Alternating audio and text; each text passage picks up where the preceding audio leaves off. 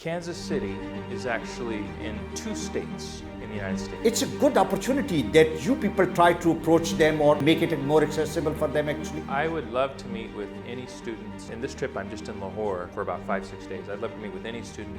You practice on a diversified areas and to my surprise actually, you've been interested in Islamic finance. And I did a master's degree at Harvard University in Middle Eastern Studies where I studied Islamic law. Do you think that Pakistan is a place where the international arbitration firm, they must focus and come over here also? I think worldwide trends are really in favor of arbitration.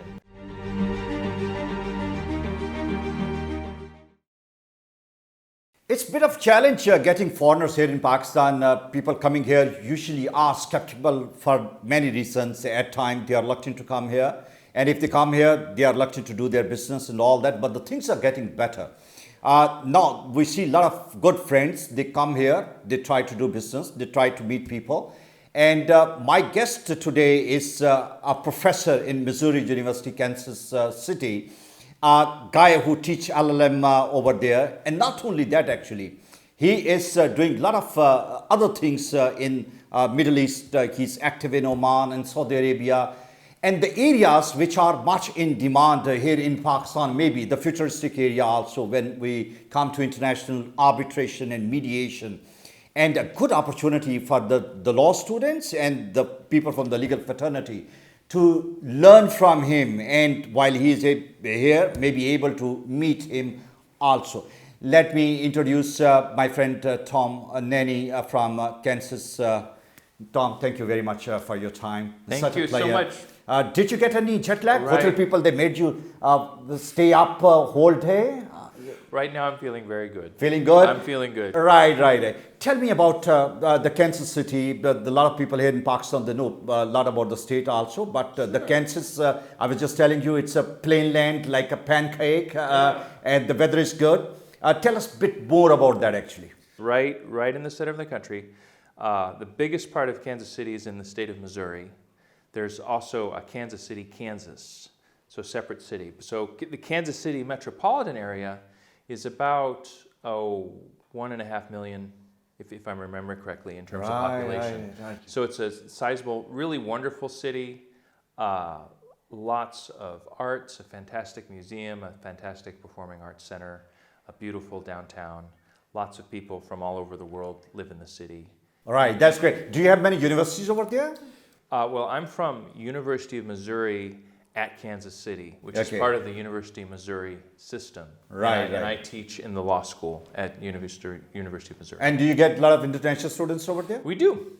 We do quite a bit. And there's quite a few other universities and colleges in Kansas City as well. At the law school, we have about each year 20 international students who come to do our LL.M program. Okay. And they are from countries all over the world. Right. And most of these they get from Asia or what? A huge diversity. Oh, we have quite a variety. Huge diversity. Yes. And do you plan to expand this to Pakistan? We'd love to. We'd love to. Since I've been at the school, we've had one student from Karachi who's now back practicing in Karachi. Okay. We'd love to get more Pakistani students. That'd be fantastic. And do you plan to reach out to the students over here? Because a good reason being, the students from Pakistan, once they are done with the law school, they do not get that kind of exposure with the international universities offering LL.M. They will just search on the internet and all that, or maybe at time a reference coming from somebody. It's a good opportunity that you people try to approach them or make it more accessible for them actually. Well, I would love to meet with any students. In this trip, I'm just in Lahore for about 5-6 days. I'd love to meet with any student who's interested in studying in the United States, and also would love the opportunity to talk to them about my law school in particular, but I'm happy to answer any questions students may have about the law system in the United States, studying the law in the United States, LL.Ms in the US as well. All right. Now, coming to your area of practice, actually, that's on the academia. Now, you practice on a diversified areas, and to my surprise, actually, you've been interested in Islamic finance system and all that. I am. How come you got that interest? Well, so I studied in college. I was a religion major, mainly Islam, and then I did a master's degree at Harvard University in Middle Eastern Studies, where I studied Islamic law. And then when I went to law school at University of California, Los Angeles, I also studied Islamic law with the scholar there. And then I worked for many years with a large international law firm, and I worked in their Islamic finance and investment group. So it became sort of a professional interest as well as an academic interest. And so from time to time at my law school, I've taught courses on Introduction to Islamic Law, and I give lectures and continuing legal education presentations on Islamic law and on Islamic finance. So, and hopefully, I'm working to create a conference at our school in Islamic finance about a year from now. Oh, really? That's going to be great. And what kind of people are going to participate in that conference? Well, I'm recruiting right now, actually. Okay. So okay. we'll see who I'm able to get to come. It's the concept has just started, so we're hopeful in a year to have because there aren't many conferences like that in the Midwest, in the middle of the country. So we're excited.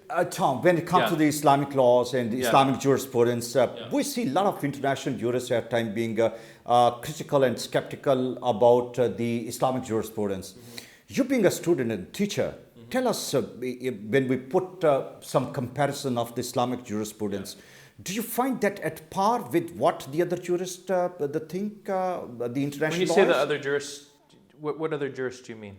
Other jurists, when they put a comparison of maybe the British system and the Islamic system and the American system. Yeah, well, of course the systems are very, very different.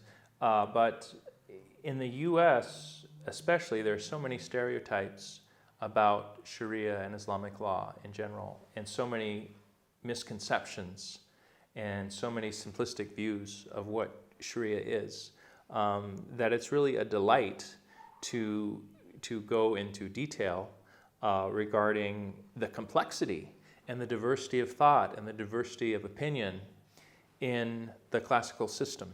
And it's fascinating also the extent to which that classical system has been adopted by countries around the world. When we study classical Islam and classical Sharia, I have my students do a case study on Khamr.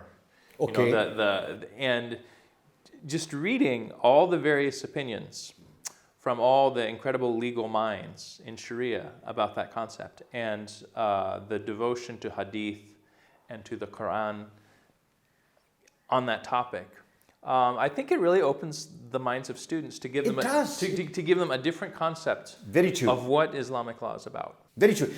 Tom, the actual problem that we face at times is that people, they develop opinion without knowing much about the details and the complexity and what the laws actually are actually. On the face of it, they develop an opinion, and the basis of it, it is then marketed and publicized, oh, this is what the Sharia is. Somebody who has the insight can really help undo this misconception actually. Right, great. Tell me about your interest in Saudi Arabia and Oman. You are working with the commerce side also, the bank and financing side also. What kind of projects are those? Oh, I've got some potential international arbitrations involving some a Saudi client and an Omani client that I'm still working on. We'll have to see what happens with that.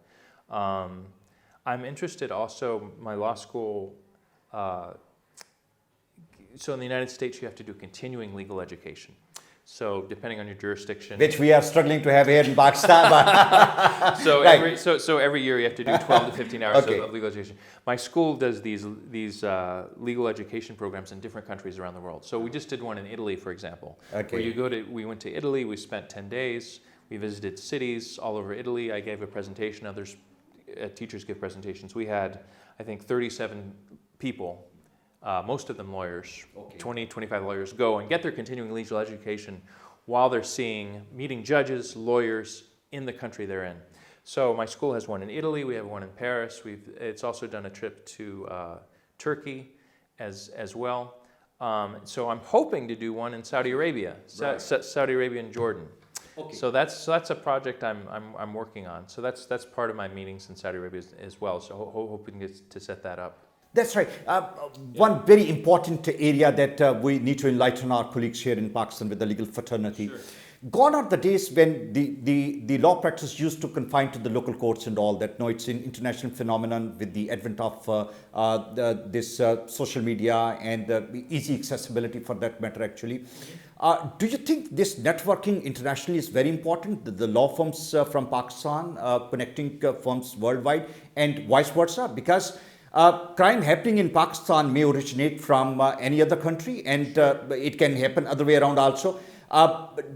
Are the law firms worldwide, they are looking at this networking concept also? Sure, absolutely. Absolutely.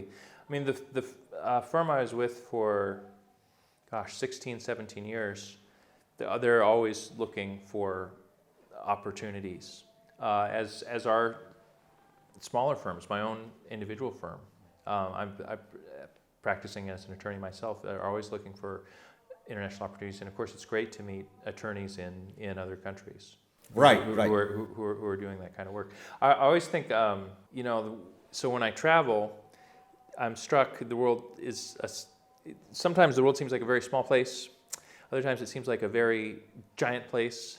It never really seems like a medium-sized place. Does that make sense? Right. You get a sense that the world's very connected, or you get a sense when you go somewhere how vast and intricate the local system is. That's right. But as you say, with the advent of technology, it looked like a global village. It's a small place. But yes, there are some difficult. When you go in the practice actually, and the practicality part, maybe that's where you find difficulties. Sure. But Tom, we here in Pakistan, we are struggling that justice is usually delayed. We have litigation which goes on for years and years. The arbitration and mediation is one area which is very important. And when I see this, like in Delaware, we see chancellery courts, and one of the biggest reasons for the business entities to register and incorporate over there is the arbitration. They choose because arbitration is quick and it's reliable. You've been in arbitration also and mediation also, and with Pakistan, this CPEC and this corridor opening up and a lot of international investors coming. Do you think that Pakistan is a place where the international arbitration firm, they must focus and come over here also? I really can't speak to Pakistan, but I think worldwide trends are really in favor of arbitration. I had the pleasure, last January of touring the arbitration center at the Delhi High Court in New Delhi, and it was amazing, the extent and the numbers of private arbitrations that were going on to try and resolve just the massive case. What was the kind of number actually? So was really big? It was hundreds of cases each Hundreds day. of the cases in Delhi. Oh, really? That they were working to resolve, and the center had built out and expanded quite a bit. So I think the trends internationally is towards alternative dispute resolution, just given pressures on national courts, and we see that in the United States as well. All right. So what kind of meetings you are going to have? I'm very curious actually. You being here busy right from meetings? Meetings actually. Oh, here? Here in Pakistan? Oh, we'll see. Just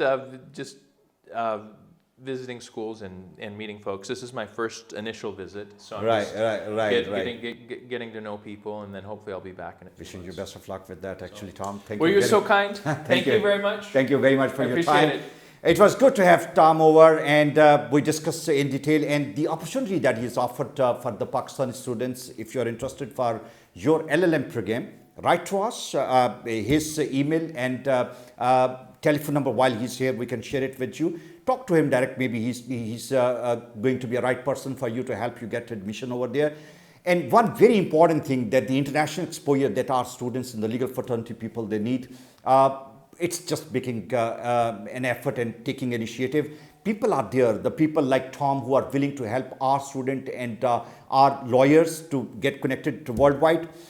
Make a move. Go ahead in your career, because excelling in career is very important and we all need to transcend. Thank you very much.